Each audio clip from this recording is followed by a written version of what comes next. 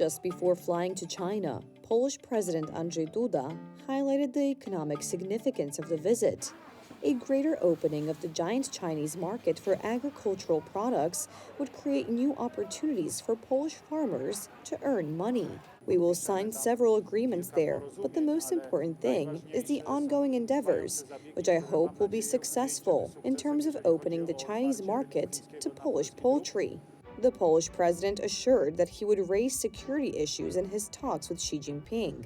The argument to convince Beijing to influence the Moscow and Minsk regimes would be disruptions in the supply of Chinese products to Europe via routes through Ukraine and Belarus. This route that goes through Belarus is today exposed to restrictions due to the hybrid attack by the Belarusian authorities on the Polish border. And I will certainly also want to talk to President Xi Jinping about this element. Poland attracts Chinese interest mainly because of its strategic location in Central Europe. For more than a decade, Beijing has been trying to influence the region by proposing cooperation under the so-called 17+1 format, which has had little success. Topics that will come up somewhere in the conversation include both the New Silk Road and the 14+1 formula for China's cooperation with Central and Eastern Europe, which used to be the 17+1 formula. However, more and more countries are now abandoning it. These two formats seem to be in decline, and China would like to show internationally that the formula is not so bad after all. What makes European countries' relations with China most difficult is Beijing's increasingly unequivocal siding with Russia in the war in Ukraine. With regard to China in particular, as I said before, it can't on the one hand say that it wants better relations with countries in Europe, while at the same time fueling the biggest security threat to Europe as a whole. China's biggest rival on the international stage remains Poland's strategic ally, the United States. However, we can rest assured that President Andrzej Duda's trip to China will not affect Warsaw's relations with Washington, D.C.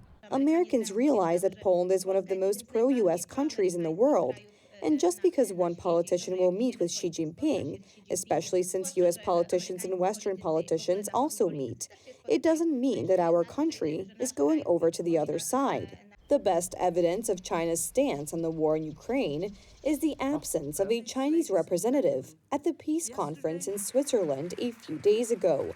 However, it is difficult to play a subjective role in foreign policy without engaging in dialogue with countries as influential as China. China, whether we want it or not, is one of the most powerful countries in global politics today, and it is worth taking advantage of the fact that Poland has relations with it to deal with important issues from our point of view. However, the alliance of the Russian bear with the Chinese dragon is not an alliance of equal partners.